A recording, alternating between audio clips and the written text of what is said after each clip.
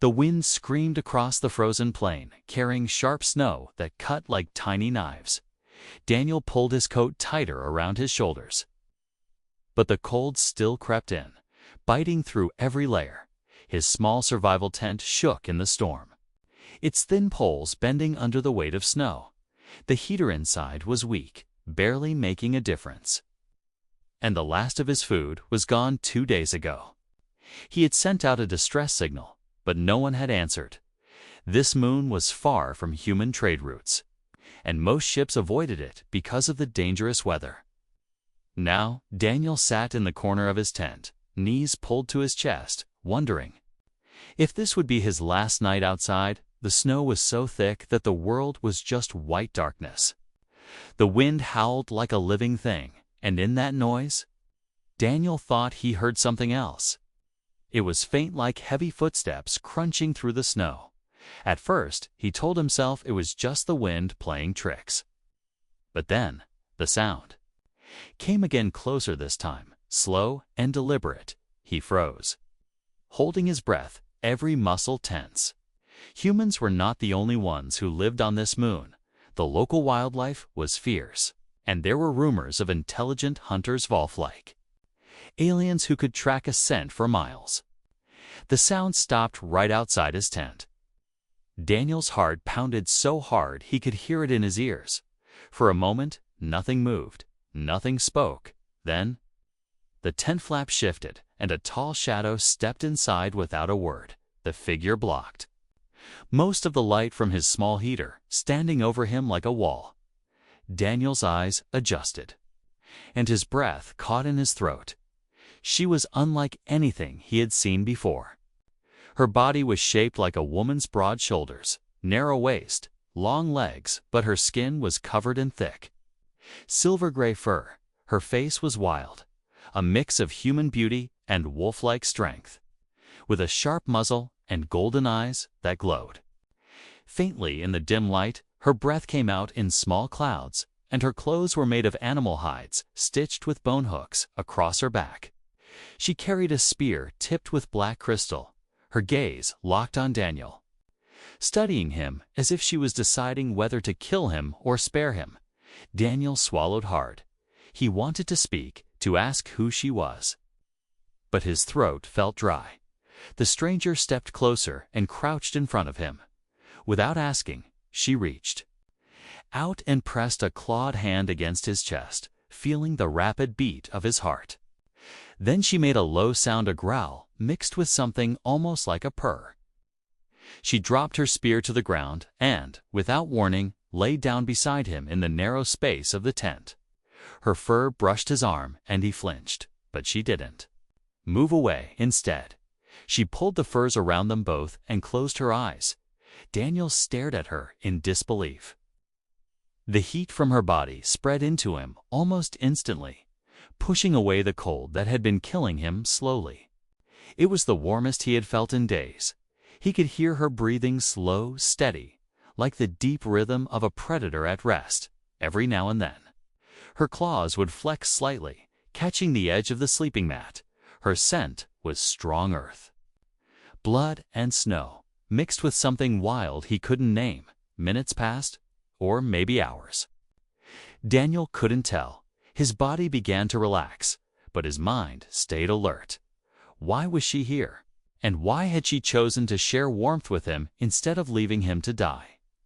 There were stories about wolf aliens taking humans, but those stories always ended in one of two ways, or something even stranger. As he lay there, he felt her tail brush against his leg, a small movement, almost gentle. In the middle of the storm, in the heart of the frozen wild, Daniel began to wonder if this was Fatora trap. The wind outside roared like an angry beast. Inside the tent, the only sound was their breathing. Daniel's eyes grew heavy, his body finally giving in to exhaustion. But just before sleep claimed him, he saw her golden eyes open again, watching him silently in the dark. They didn't blink, didn't look away. It was the last thing he remembered before the darkness took him. He didn't know that by morning, nothing in his life would ever be the same. When Daniel's eyes opened, the storm outside was quieter. A soft light filtered through the thin walls of the tent, turning the inside a pale gray. For a moment, he felt warm and strangely comfortable. It took a few seconds before he remembered why he wasn't alone. The wolf alien was still beside him, her body curled around his like a living shield against the cold. She was awake, her golden eyes watching him closely. Daniel blinked in surprise, unsure how long she had been staring before he could say anything. She reached out and touched his chest, right over his heart. Her claws didn't scratch this time, they rested gently, almost like a claim. Then Daniel noticed something strange. The skin under her hand glowed faintly, a thin pattern of light, spreading out like tiny rivers across his chest and down his arm. What? What is that? Daniel asked, his voice hoarse from the dry air. The alien didn't answer immediately. She tilted her head, studying the glow. Then spoke in a low, firm voice. "You are marked." Daniel frowned, confused. Marked? For what? She didn't explain, only sat up and began pulling on the leather straps of her armor. Her movements were precise, almost ritual-like, and her eyes never left him. Daniel pushed himself up to sit. His shirt had slipped open during the night, revealing more of the glowing pattern. It looked like symbols, curves, lines, and dots moving faintly as if alive under his skin. The light wasn't bright, but it pulsed gently in rhythm with his heartbeat. Daniel's first thought was that this must be some kind of frostbite hallucination, but the warmth coming from the marks felt real. The alien woman finally spoke again, her tone calm but unyielding. "You are mine now," she said, as if the words were not up for discussion. Daniel laughed nervously, hoping it was a joke. "Yours?" "I think you've got the wrong guy," he said, trying to sound light. But the golden eyes didn't blink, and the seriousness in her voice didn't fade. "The mark does not lie," she replied. "You shared warmth with me. You shared the night. The bond is made." Daniel's stomach tightened. He wasn't sure if this was a cultural misunderstanding or something much more dangerous. He thought about his ship, still broken in the snow, and how far away human space was. He had no weapons, no backup. And now a strange alien claiming ownership over him. The smart thing would be to run the moment the storm eased, but as he glanced outside, he saw the snow was still thick, the wind still sharp enough to slice skin. Leaving now would mean death. The alien Kara. He would later learn her name stood and stepped outside briefly. When she returned, she dropped a bundle of meat into his lap. It was cooked, steaming slightly, and the smell made his empty stomach tighten painfully. Daniel hesitated for a moment, then took a bite. The taste was strong and gamey, but it filled him with warmth. Kara watched every bite, her expression unreadable. When he finished, he tried again. "Look, I appreciate the help. And the food?" "But I'm not." She cut him off with a low growl, not of anger, but of warning. "Do not speak against the bond," she said. "It is done." Her voice was final, like a stone door closing. Daniel realized there was no convincing her otherwise, at least not today. The rest of the morning passed in uneasy silence. Daniel worked on checking the small heater and repairing a tear in the tent. Kara sat by the entrance, scanning the snowy horizon like a guard. From time to time, she glanced back at him, her gaze intense but not hostile. It was like she was memorizing every detail of him. Daniel tried not to think about it. But the strange warmth from the mark never faded. Every now and then, it pulsed harder, almost like it was reacting to her presence. By midday, the storm had weakened. Kara stood, picked up her spear, and motioned for him to follow. Daniel hesitated. Going outside meant facing whatever was in the forest, but staying meant being trapped in a tent with someone who claimed to own him. In the end, he stepped out, the cold air biting instantly at his skin. Kara led him into the trees, her steps silent in the snow despite her size. Daniel's boots crunched loudly behind her. They walked for what felt like an hour, until the forest opened into a wide clearing. Snow-covered huts made from wood and stone stood in a circle. Smoke curling from their chimneys. Wolf aliens moved between them. Wolf aliens moved between them. They was Hucking Sexter and Lolv. And leaves a Luxter. Wall lasting last. Law lasting Eve. While wall lasting to lasting law last. While law lasting las. While last. We see koida. We see with lak. To ribid ka. We sla lad. We saride. We sawai to be saw li say clisolize I sa kukas ithi sa I see Greeky sem my laps at it's bend off I the teasless it's all I say it's a tip opak at up to tits at the but this cut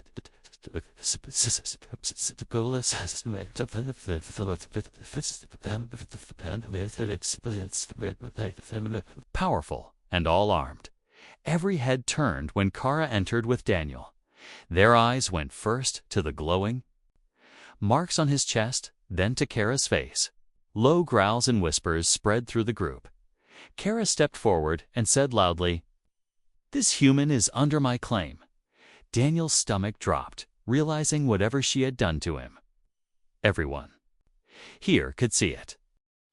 The clearing went silent, except for the low sound of wind moving through the trees.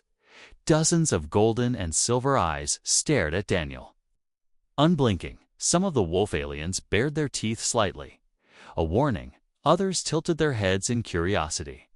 Sniffing the cold air like they were trying to memorize his scent, Daniel felt the heat of the glowing mark on his chest growing stronger, almost like it knew it was being judged.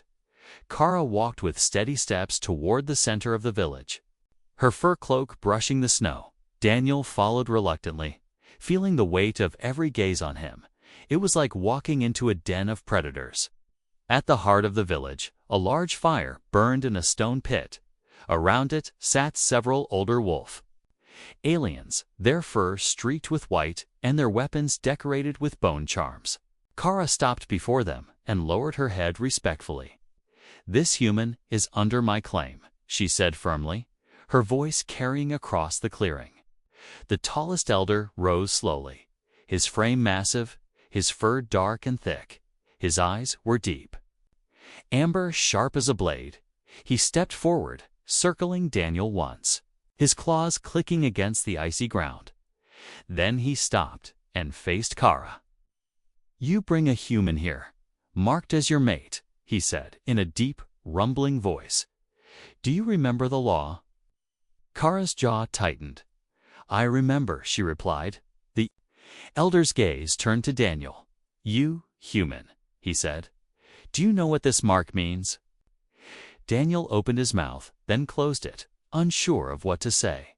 I woke up with it," he finally admitted. She never explained. A ripple of murmurs spread through the crowd. The elder bared his fangs slightly, not in threat, but in something like disapproval. "The mark is not decoration," he said. "It is bond, blood deep, spirit-bound." Daniel frowned. "Bond? Like marriage?" Some of the younger warriors growled at the word, as if it was too small to describe it. The elder nodded slowly. "Stronger than your human marriage. Human, if she dies, you feel her death. If you betray her, you break more than trust you. Break the soul, and if you try to leave," he leaned closer until Daniel could see the reflection of the fire in his eyes, "the pack will hunt you until the snow hides your bones." Daniel's breath caught. He glanced at Kara, hoping she might correct him, say it was only a tradition with no real consequence. But Kara met his eyes with silent certainty. She wasn't going to take the mark back. He wasn't just a guest. Here he was bound to her. Whether he liked it or not, one of the other elders, a female with silver fur and a long braid down her back, spoke up. "Kara, this is not your first winter. You know the risk of claiming outside the bloodline." Kara's voice was calm, but steady. "I choose strength. He survived the storm. He did not break when the cold tried to kill him. The silver-furred elder's eyes softened slightly, but her voice stayed sharp. Then let the bond be tested. The pack must see if he is worthy. Daniel felt a wave of unease. Tested? He asked. The elder nodded. The hunt, she said. If you survive, you are one of us. If you fail, the snow will take you. The crowd shifted. Warriors stepping back to clear a wide path in the snow. Some smiled in anticipation. Others studied him with the cold patience of hunters. Daniel's gut told him this wasn't just a simple trial. This was a way to see if a human could truly be Kara's mate. Kara stepped closer to him, her voice low so only he could hear. They will not harm you during the hunt, but the prey they choose will. Daniel swallowed hard. And if I run the other way? Kara's lips curved in something between a smirk and a warning. Then you prove you are prey, not mate. The elder raised his hand. And the crowd fell silent again at first light. The hunt begins, he declared. Until then, the human stays in Kara's den. Kara placed a firm hand on Daniel's shoulder. Guiding him away from the fire, the crowd parted for them, their eyes following every step. Daniel felt like he was walking a thin line between acceptance and death. As they reached the edge of the village, Daniel glanced back. The elders had returned to the fire, speaking in low voices. Some of the warriors still watched him, their expressions unreadable. He turned to Kara. You could have warned me before dragging me into this. She didn't slow her pace. If I told you, you might have run. Daniel gave a humorless laugh. Maybe I still will. Kara's grip on his shoulder tightened. You won't, she said simply. The mark will not let you. When they reached her den, a deep cave, lined with furs, and a small fire pit, Daniel sat heavily near the flames.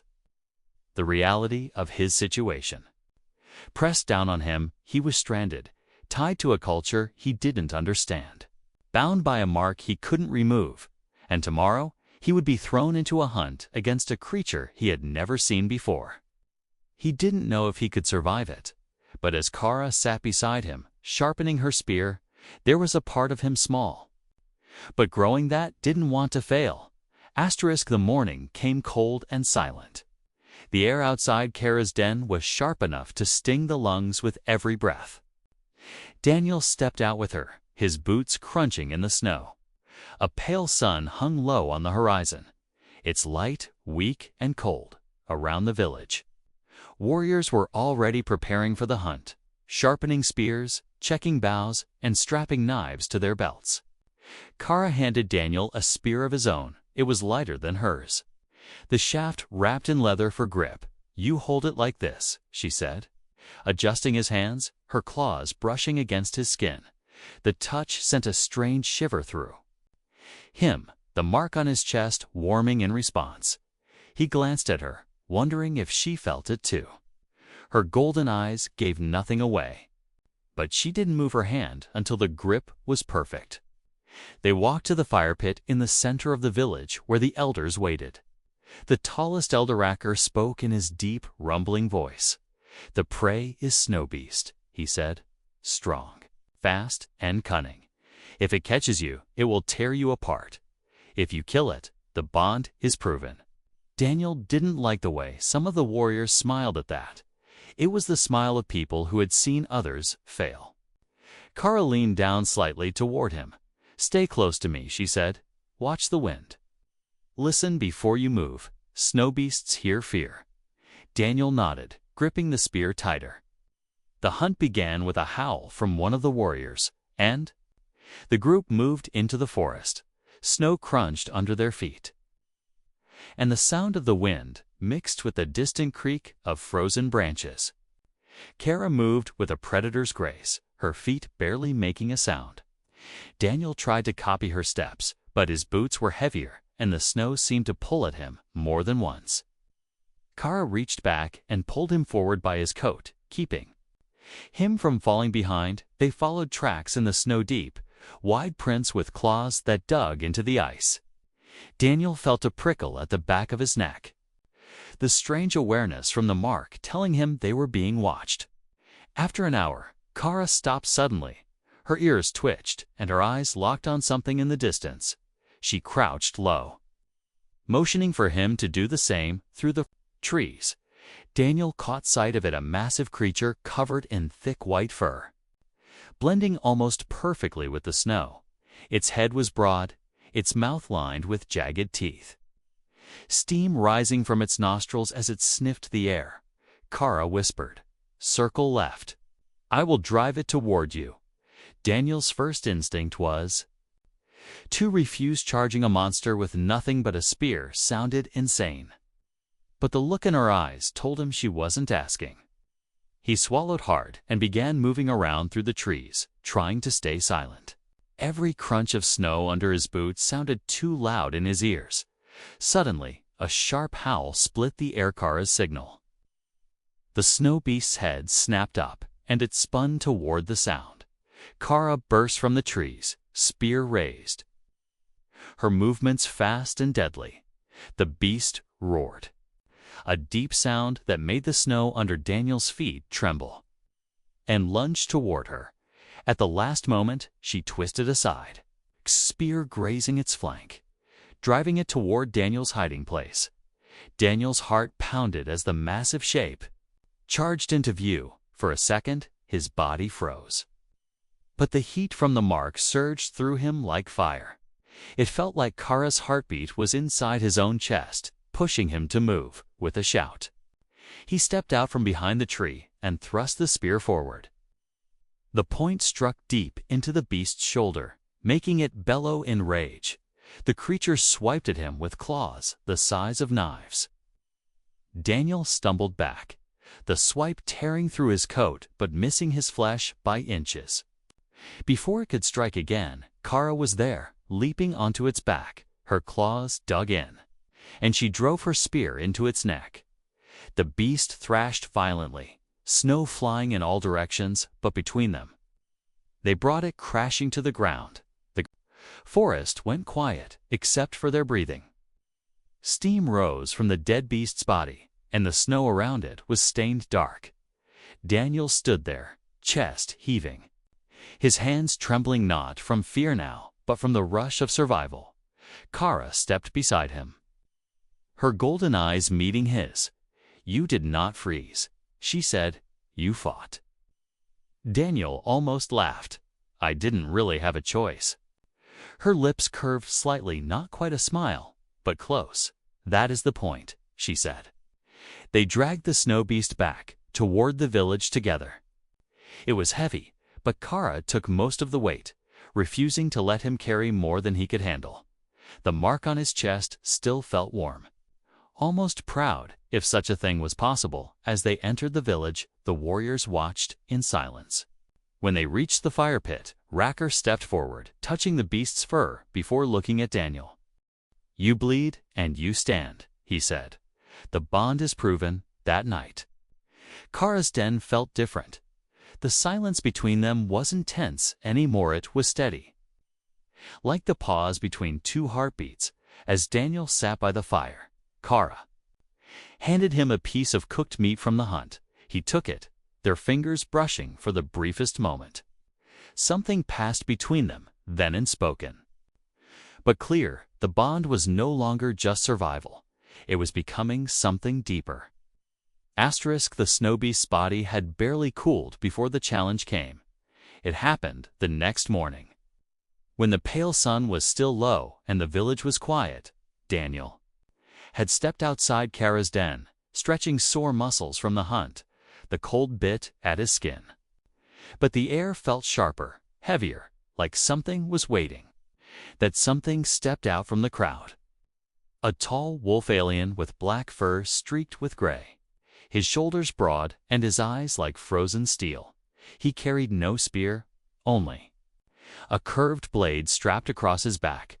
The other warriors gave him space, some watching with open interest, others with wary glances. "Human," the black-furred alien said, his voice low but carrying through the cold air. "I am Roar, first hunter of the Bloodfang line. Daniel said nothing at first, but the tension in the air told him this was no friendly greeting. Roar's gaze swept over him. Lingering on the glowing mark beneath his coat, "You bear Kara's claim," Roar continued. "But a mark is only as strong as the blood that defends it." Kara stepped forward instantly, her golden eyes narrowing. "This is not your business," she said, her voice a growl. Roar's lips curled back, showing sharp teeth. "It is my business when an outsider carries the bond of a hunter from my pack." He looked at Daniel again. "If he is truly worthy, he will prove it." Daniel frowned. "And if I don't?" The answer came not from Roar, but from the murmurs in the crowd low. "Dangerous and certain. If you refuse, the bond is shamed," an older warrior said. "And the pack will treat you as prey."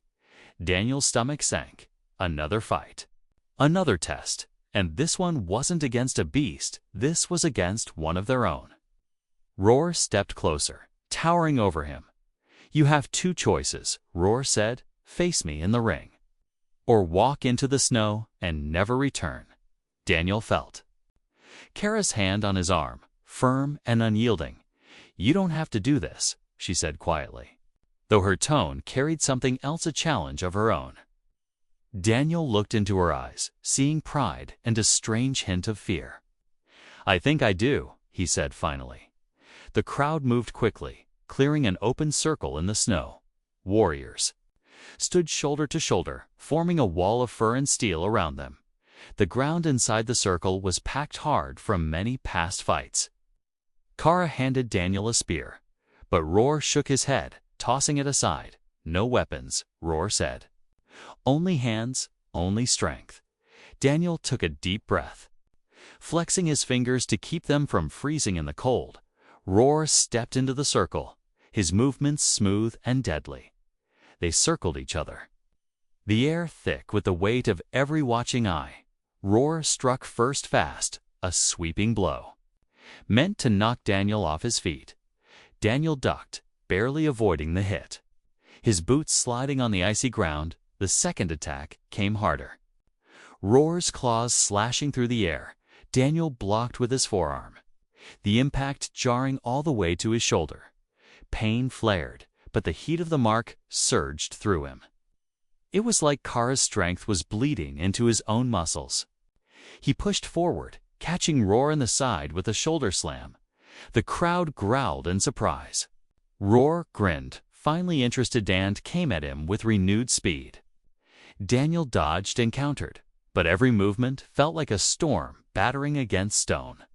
Then Roar caught him, a brutal grip on his coat that lifted him from the ground and threw him into the snow. The cold bit deep, the air knocked from his lungs. He heard Kara's voice somewhere in the crowd, sharp and urgent. "Get up." He did. The mark burned hot now, almost painfully. Daniel realized he could feel Kara's heartbeat, fast, strong, pushing him forward. When Roar lunged again, Daniel sidestepped, catching the hunter's arm and driving his knee into his ribs. The hit landed solid, making Roar grunt. Daniel didn't stop. He shoved him back, forcing the bigger alien to stumble. The crowd's growls shifted, no longer certain of the outcome. Roar charged once more, but Daniel met him head-on. They locked together, strength against strength, the snow crunching under their feet. Daniel's arms burned. His breath came in sharp bursts, but he didn't give in.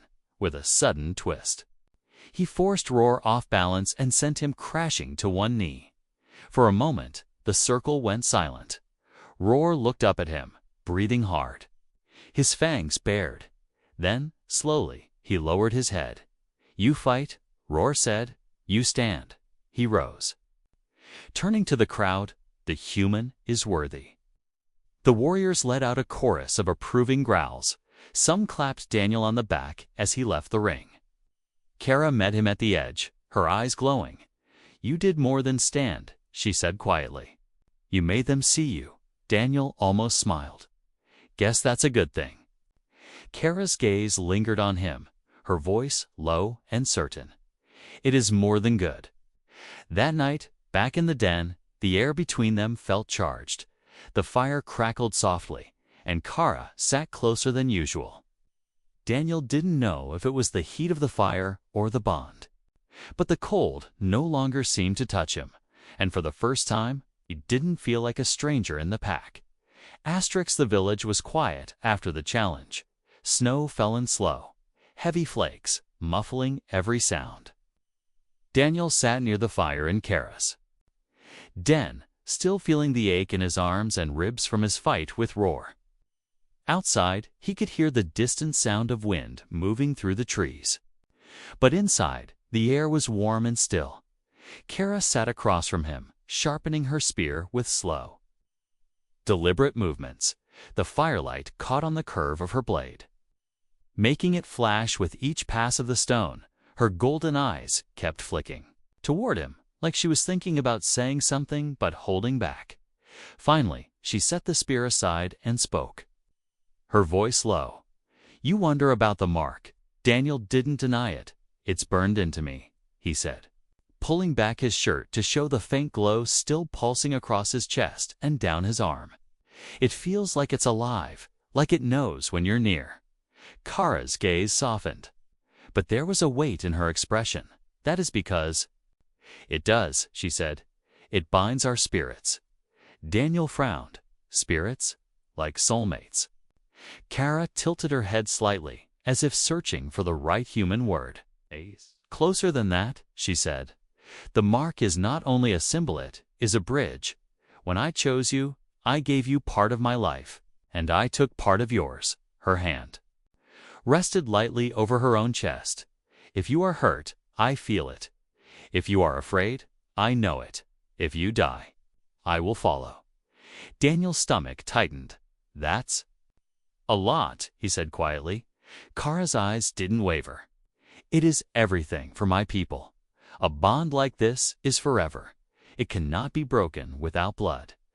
She reached out, her claws tracing the edge of the glowing pattern on his skin. "It was not my plan to take a mate this winter, but the storm changed that." Daniel leaned forward slightly, drawn in despite himself. "What do you mean?" he asked. Kara's voice lowered, her words slower. "I saw you before the storm. You were alone in the snow, fixing the metal beast you travel in. You did not run when the wind rose. You did not hide from the cold. You fought it." Her gaze locked with his. "I thought, if he can fight the snow, maybe he can fight the world beside me." Daniel let out a slow breath. "So you watched me?" Kara nodded once, without shame. "I followed your trail for 2 days. I waited for the cold to test you. When I found you in the storm, I knew you would not see the sunrise without me. So I lay beside you. I gave you my warmth." Her voice grew even softer, "and in doing so, I gave you the mark." Daniel sat back, his mind trying to wrap around it. This wasn't an accident. He said, "No." Kara replied simply, "It was choice." For a long moment, the only sound was the fire crackling between them. Daniel thought about all that had happened: the storm, the hunt, the fight with Roar. None of it had been random. From the moment she stepped into his tent, she had already chosen him. He rubbed at the mark on his chest, feeling the steady warmth beneath his skin. "When you say forever, you mean until one of us is gone?" he said quietly. Kara didn't blink. "Yes." Daniel wasn't sure if the weight in his chest was fear or something else.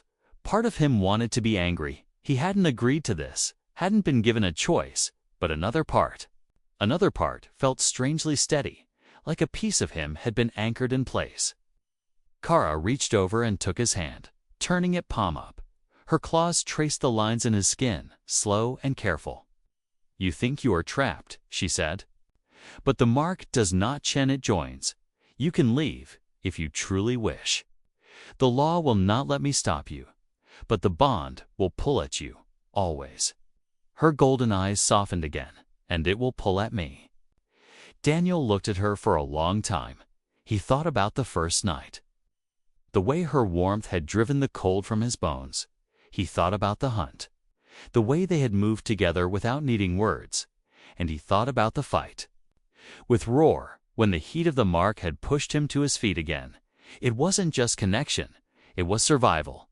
Shared between them, Kara let go of his hand and stood. Moving to the entrance of the den. Tomorrow, the snow will rise again. She said, "We will hunt together. We will fight together. And you will see that the mark is not a curse." She glanced back over her shoulder, her voice lower now. "It is a promise." That night, Daniel lay on the furs with the fire fading beside him. Kara was stretched out nearby, her breathing slow and even. The glow of the mark on his chest matched the faint shimmer along her arm. He closed his eyes. For the first time since he had met her, he didn't feel like a stranger in the snow. He felt connected in a way he couldn't explain. And though he wouldn't admit it yet, not even to himself, he wasn't sure he wanted that connection to end. The days after Kara revealed the truth of the mark passed in a blur. The snowstorms came and went, but Daniel no longer feared the cold as he once had. Hunting beside Kara became natural, like the rhythm of walking or breathing. He could read her movements now, tell when she had spotted prey or sensed danger. The bond between them was no longer a strange heat on his skin, it was a quiet presence. In his mind, always there, yet the thought of leaving never fully vanished. Every time he repaired a piece of his ship, that thought stirred again. It sat in the back of his mind like a shadow, whispering of human space, familiar voices, and the life he had before the storm. But then he would look at Kara, her fur glistening in the winter sun, her golden eyes scanning the horizon. And the shadow would grow weaker. One morning, Daniel stood at the edge of the village, looking at his ship. It sat half buried in snow, its metal hull dented and scarred by ice. But it was ready to fly again. He had worked on it every spare moment. The fuel cells were full, the engine hummed softly. If he stepped inside now, he could be gone in minutes, gone from the snow, gone from the pack, gone from Kara. He felt her approach before he heard her. The mark warmed, his pulse steadying even before she spoke. "You have been looking at it for a long time," Kara said, stopping beside him. Daniel didn't look at her right away. "It's fixed," he said quietly. "I could leave now." Kara's gaze stayed on him, her expression calm but unreadable. "You could," she said, "but will you?" Daniel finally turned to her. "If I stay, that's it, right? No going back, no other life." Kara nodded slowly. "The mark binds until death. But life is more than the bond. You will live as my mate, part of the pack. You will hunt, fight, and sleep under the same sky as me." She paused, her voice quieter now. "You will not be alone." The weight of her words settled in him. He thought about the loneliness of space travel, the cold silence between stations. He thought about the endless search for a place that felt like home and how, without meaning to, he had found one here. But he also thought about his people, the places he had dreamed of seeing. The freedom he had always valued. Leaving would mean walking away from Kara, but staying would mean closing the door to everything else. "Why me?" he asked finally. "You could have chosen anyone in your pack." Kara stepped closer, her golden eyes steady. "Because you are not like them. You do not kill without reason. You do not bow without thought. You fight when you must, but you also listen. That is rare." Her voice softened even more. "And when you shared your warmth with me that first night, I felt safe. I had not felt that in many winters." Daniel swallowed hard. "You make it sound like you need me." Kara's lips curved faintly. "I do," she said simply. They stood there in the snow, the quiet between them filled only by the soft sound of the wind. Daniel realized his decision had been forming for days, maybe even since the storm. It wasn't about what he was giving up anymore. It was about what he had found. He stepped closer to her, the snow crunching softly under his boots. "I'm not leaving," he said, his voice certain now. Kara's eyes locked onto his, and, for the first time, she smiled, not a smirk, not a small curve of her lips, but a true smile that reached her eyes. The mark between them flared with heat, sending a rush of warmth through his chest. "You are mine," she said softly, but this time it wasn't a claim, it was a promise. The news spread quickly through the pack. Some greeted him with nods of respect, others with approving growls, even roar. The hunter who had once challenged him gave a small bow of his head. That night, a great fire burned in the center of the village. Meat roasted over the flames, and the sound of drums echoed into the snowy forest. The celebration wasn't just for him, it was for the bond, for the joining of two lives from two worlds. As the firelight danced across Kara's fur, Daniel felt the mark pulse again. He knew now what it meant. It wasn't just magic or tradition. It was connection, stronger than distance, stronger than fear. When the night grew colder, Kara sat beside him, their shoulders touching. "You chose the snow over the stars," she said quietly. Daniel looked at her, his breath clouding in. "The cold air, I chose you." And for the first time in years, Daniel didn't feel like a man who had lost something. He felt like a man who had finally found where he was meant to be. The snow still fell. The wind still howled through the forest, but in Kara's world, beside her, Daniel knew he was home.